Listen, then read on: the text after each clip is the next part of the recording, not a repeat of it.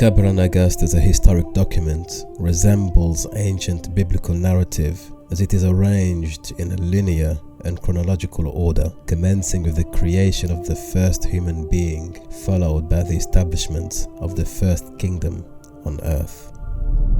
Thus, from the very outset of the book's grand narrative, the reader is oriented towards a holistic worldview in which sovereignty and dominion over the earth is assigned by God Himself unto Adam. This divinely endorsed office is then transferred onto subsequent generations through a deliberate and distinguished hereditary line of kings, culminating in the establishment of the kingdom of Judah, which is also known as Judea, which flourishes sometime during the Iron Age.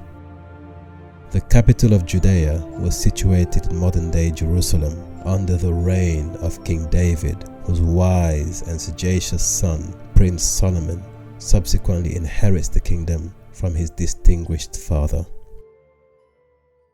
It is in this chapter of the Kebra Nagast wherein the reading audience is first introduced to the ancient civilization of Sheba, which has often been identified with both the southern Arabian region of Yemen as well as the East African region of Abyssinia.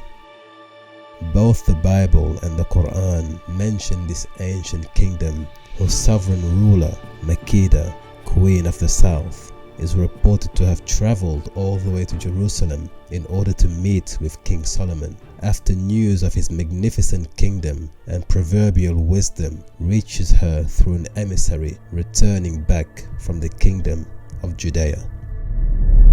Upon reaching Jerusalem and meeting the king in person, Queen Makeda marvels at the level of sophistication and the advanced society which she encounters. Furthermore, her interactions with the sagacious king leaves her completely mesmerized and captivated by his awe-inspiring presence and his profound wisdom.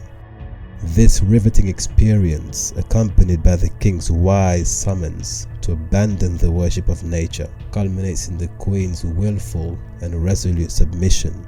to the worship of Elohim, the one true God, towards whom the king and his subjects had submitted their will. And with this sudden transformation in the religious order of the kingdom of Sheba, the political order was also reconfigured in a most unexpected turn of events. According to the Kebra Nagast, Queen Makeda conceived of a child on the night before she was due to depart from the kingdom of Judea. Subsequently, the text furnishes an account in which King Solomon is said to have furnished the queen with a tremendous amount of wealth and resources as she left to return back to the kingdom of Sheba. However, the most precious of these gifts was a royal ring by which her unborn child was to be recognized as a veritable son of King Solomon in years to come. In chapter 30 of the Kebra Nagast, the reader is informed of King Solomon's auspicious vision in which the sun is depicted as having risen and departed from Jerusalem towards Abyssinia, where it shone brightly over the people.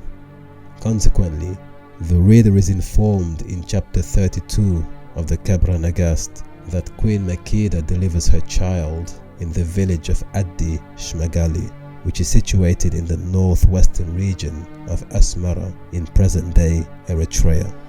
Thereafter, Queen Makeda is said to have returned back to her kingdom with a male child in her possession. Her newly born son was named Ben al-Hakim, son of the Wise One, in honor of his father, King Solomon. However, the child would be most commonly referred to by his royal title, Menelik I. Therefore, it is with the birth of Prince Menelik and his mother's return back to the kingdom of Sheba that the principal theme and purpose of the Kebra Nagast is finally revealed and established. The reader is henceforth initiated into the dynastic worldview, which fulfills a very central and prominent function from this instant through to the very end of the book. The reader is also informed that Prince Menelik eventually grows into adulthood, bearing a strong and direct resemblance to his father, both in physical stature, comportment, and in wisdom and sagacity. Thus, when Menelik reaches the age of 21 years old, Queen Makeda bestows upon him King Solomon's ring, entrusting her son with the mission of traveling back into Judea and to return back to the kingdom of Sheba with a single tassel from the cloth that served as a covering for the sacred Ark of the Covenant, which was closely guarded by the high priests inside the temple of King Solomon. Although Prince Menelik was instructed to identify himself by means of the ring which his father had gifted him before his birth, there was no need for him to furnish this royal relic, for when he had arrived near the outskirts of Judea, the people recognized him as the king's son almost immediately. He was then taken to the king's palace, where he met his father in person for the very first time. The narrative at this point is somewhat predictable, because we learn that the king is overly joyed to meet his son, especially given reported accounts of how, despite having 1,000 wives and concubines, he could not conceive of a single male child to inherit his vast kingdom. Therefore, the arrival of Menelik was not only a great relief for the king, but it was also a very opportune moment for the effective continuation of the political establishment in the kingdom of Judea. Consequently, we are also informed by the authors of the Kebra Nagast that King Solomon attempts to persuade Menelik to remain in Judea and settle there as his inheritor to the kingdom. However, as we are already informed in the previous chapter, Queen Makeda had already given her son strict instructions forbidding him from settling in Judea. He was to return back to his kingdom once he had met his father and obtained a single tassel from the sacred cloth covering the Ark of the Covenant. Despite the tremendous and wondrous spectacles that bedazzled Prince Menelik, he remained loyal to his mother's wishes and declined the opportunity to inherit Judea and all of its marvels. Confronted by his son's resolute commitment to return back to Sheba, King Solomon is reported to have conceded to the request and subsequently issues orders for his administrators to transfer into the possession of Menelik the entire cloth that had been used as a cover for the sacred Ark of the Covenant. Furthermore, he orders that the Judaic aristocracy surrender their firstborn sons so that they may accompany Menelik back to his kingdom, where they were to remain in his service. We are then informed of the grievances that take root in the hearts of the nobles and the elders whose firstborn sons were enlisted into Menelik's entourage as a result of the king's decree. Angered by the involuntary and indefinite estrangement from their homeland, these young men contrive of a plan to steal the Ark of the Covenant from the king's temple in order to smuggle it out of the city along with them. Prince Menelik is thereafter accompanied not only by a retinue of noble Judean young men, but unbeknownst to him, he would return back to his kingdom with the actual Ark of the Covenant. The entire plot at this point is further accentuated by the fact that King Solomon is reportedly none the wiser, realizing his great loss only after the caravans had departed and the blessings removed from his kingdom, to be transferred onto the kingdom of Sheba instead, alongside the most able-bodied and ambitious young men of his society.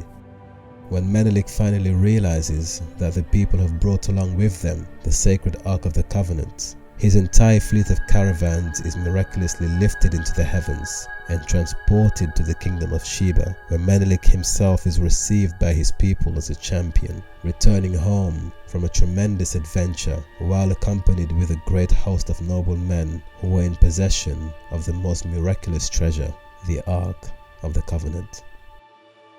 Henceforth it is reported that the king was undefeated in battle so long as his army were in possession of the sacred relic.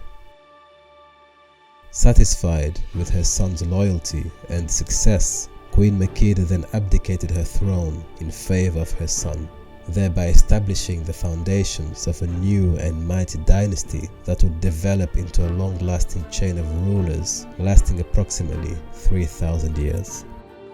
Consequently then, it is from this integral line of supposedly divinely elected kings from the house of Solomon that the subsequent emperors and rulers of Ethiopia would establish their claim to having a direct connection with the Judaic kingdom, which was chosen and blessed by Yahweh as a special pedigree. Thus the Kebra Nagast becomes a central and fundamental pillar not only in positioning Ethiopia as a veritable inheritor of ancient Israel, but also as the ultimate measure by which subsequent claimants to the Abyssinian throne were either recognized as legitimate or rejected as usurpers.